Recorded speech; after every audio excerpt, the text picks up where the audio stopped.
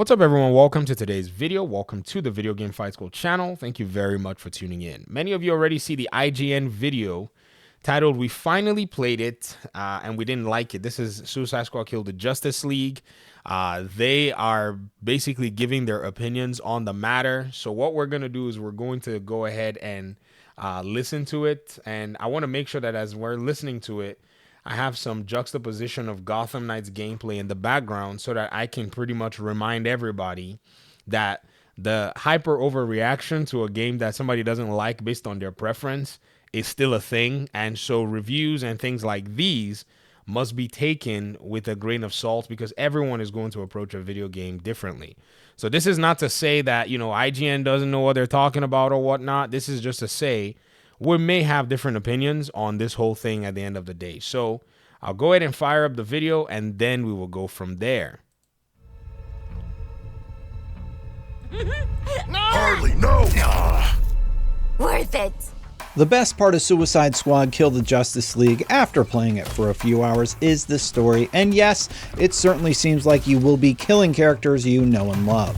Hey, your face always looks so... what? Lots of death happening here. That's also a big part of the problem I have with the entire premise. I can't help but shake that there's no way Rocksteady is going to let any of this stick. Our heroes have done terrible things. There will be a time reversal mechanic or some alternate Earth timeline that comes along and washes away all of the terrible awfulness that happens during the story. I think that's more of a presumption, but it may be, it may be that they actually come in and do that. Is this Destin that's doing this video? It might be. I don't know. It sounds like him.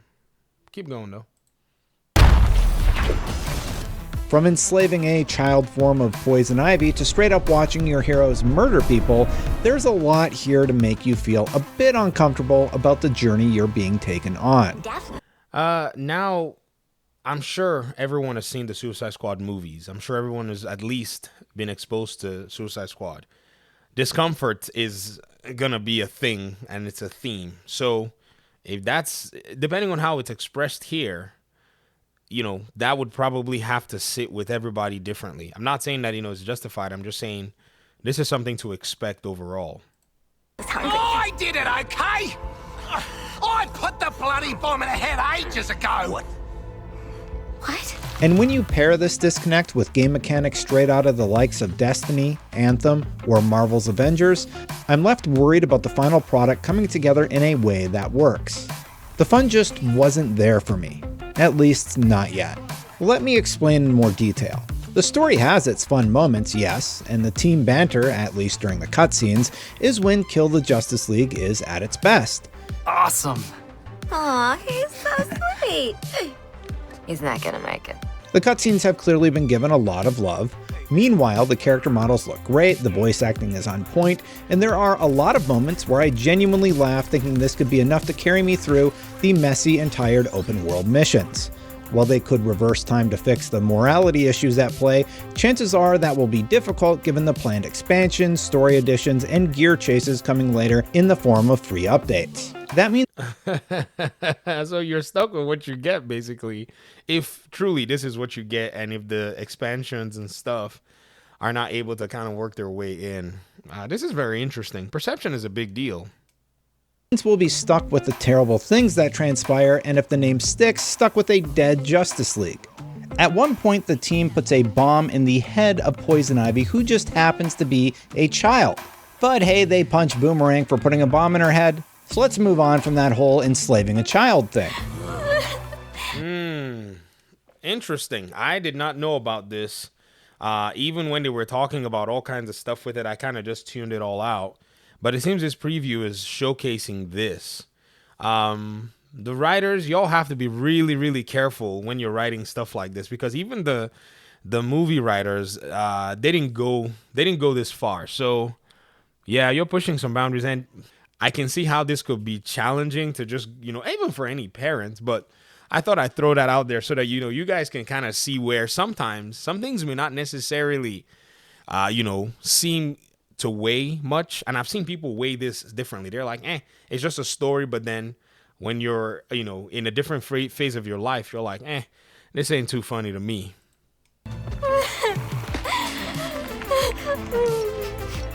I get it's poison ivy and this is kind of Waller's thing, but I'm using it to illustrate a point.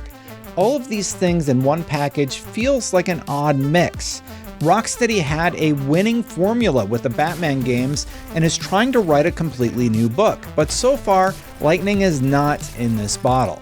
A live service game from Rocksteady is not what I had on my wish list this year. The team is single-handedly responsible for making some of the best combat I have ever experienced. The Predator sections in the Arkham series also allowed you to tackle them with stealth or brute force, adding further flavor and variety to Bruce Wayne's vigilantism. To this day, in fact, you can find ridiculous takedown montages on YouTube and TikTok for Batman Arkham Knight. Well, here we go again. Can they not find a comparative live service team shooter game to make the comparisons with? And they did this with Gotham Knights.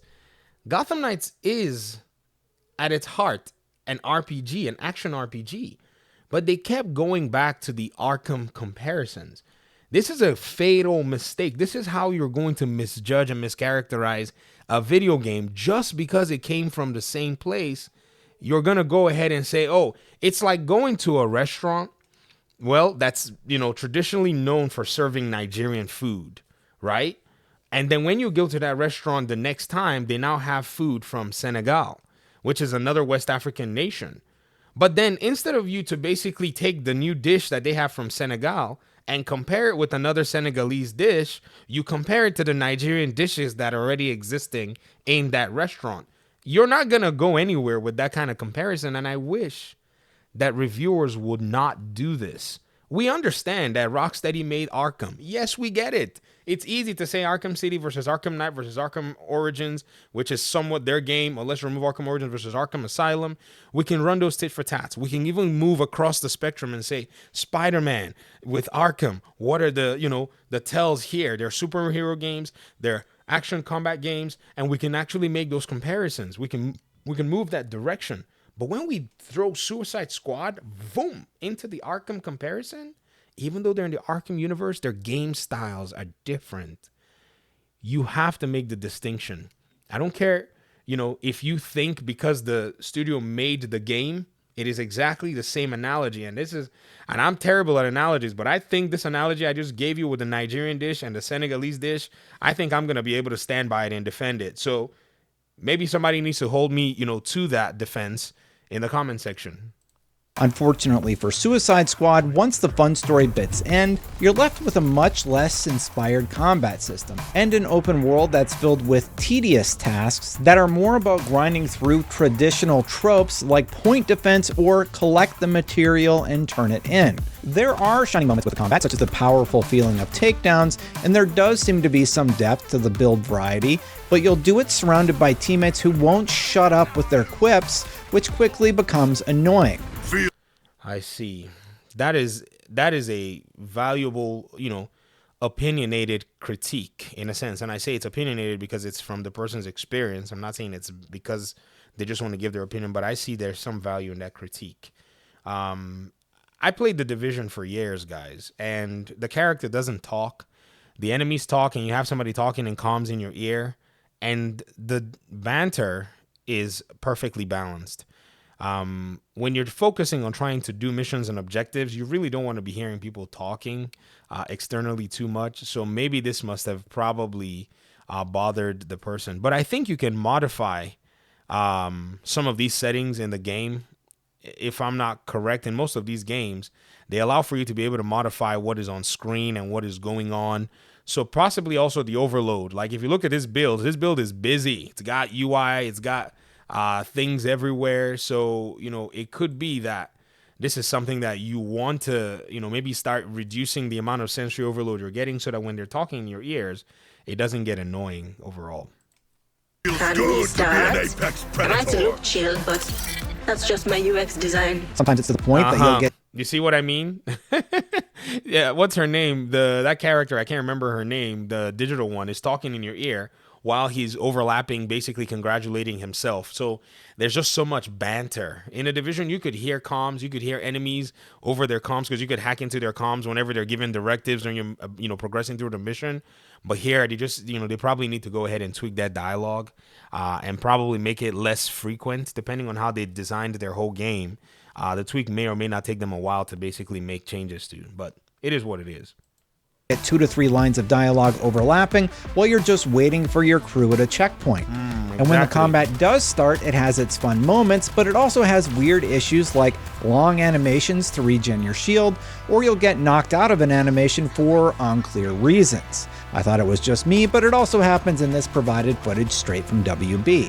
While we have this provided boss I think you're getting hit. That's what's happening.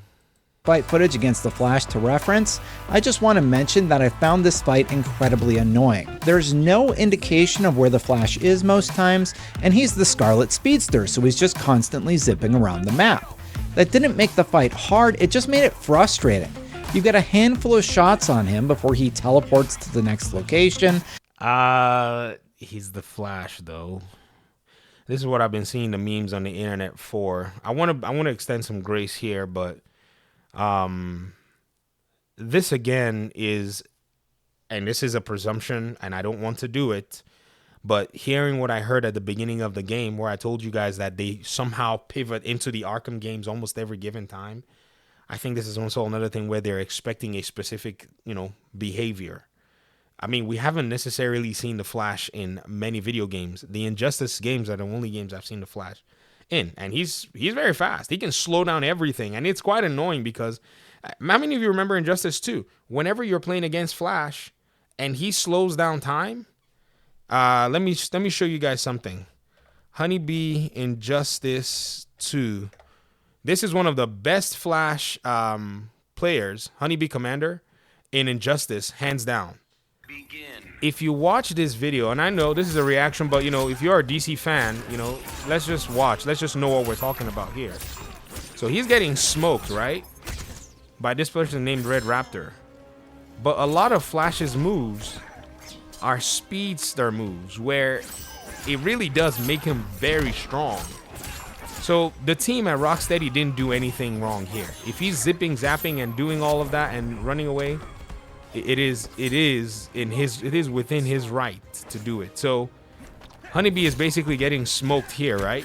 Getting murked by this Robin main. Ooh, look at the footwork. I'm trying to make sure that you guys get the context. So he's basically getting smoked all the way to his health almost going down. So now he starts. You see that? He can punch you so fast. There it is. He slows down time. You cannot do anything. Even if you break away from this combo you're about to eat, you'll still be in the time slowing thing. So Flash is a very strong character, and I think you have to have that respect in making sure. Look again, and then he's gonna go. He's gonna finish the combo here with basically a mix up again overhead, and he does that. But you'll notice that is part of his arsenal. Whenever he's beating you, you're going to be in a speed forced, in a speed influenced scenario. So I think this must be something that we talk about. And this is what I wanted to basically bring to the crux of the matter is you must market your video games to fans. You cannot leave it, just to the hands of reviewers far and wide, because they may perceive things differently. It's a different perspective, but here's my perspective, and I made sure I put it out here so that you can see where I'm coming from when I say, oh, this is not a big deal. In the open world, however, missions tend to favor many of the tired and true types, which makes them feel a bit like uninspired filler. Like, stop me if you've heard this one before, you defend a point from waves of enemies that spawn. Sound familiar? Now imagine every time you defeat a handful of these enemies, you just stand around waiting with nothing to do. This was exactly what happened during one of the core story missions, and the padding feels completely unnecessary. When the next quest started, I stood there while Amanda Waller called my character on comms and bantered with Poison Ivy before sending me back to the other end of the map.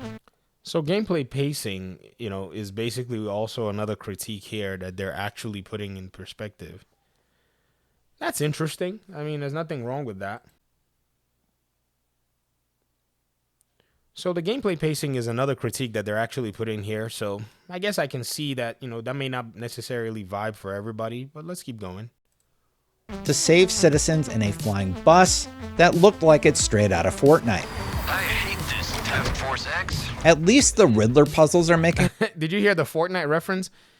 So maybe we could say that if you're going to put in the Fortnite reference in a game that has a lot of aesthetics, a lot of systems possibly that look like Fortnite, Sunset Overdrive, or whatnot, perhaps that could be other games that you could use to compare Suicide Squad Kill the Justice League to. Again, this is kind of a very interesting unveiling to see how this game is getting, its responses across the board. A return from the Arkham games, bringing at least one familiar fun activity to Suicide Squad's Metropolis. Within this city's fiscal stash, Lex Luthor sits upon your cash. At least I hope they're fun, because I didn't actually get to solve any of them. The potential saving grace for all my gripes could be that the whole combat system comes together. Who said Riddler trophies were fun? Oh, maybe this person thinks so. I don't know. A lot better when you get to sit down and actually make a build. Man, I wish I had 750 donuts like this sign says. It says $750, not donuts. Which we didn't have a chance to do right away at the preview event. For some context, we started playing through the same tutorial from the beta and picking a character, Deadshot in my case. After that, we jumped straight into Chapter 3 where I tried out Shark because the character I had been playing on was taken.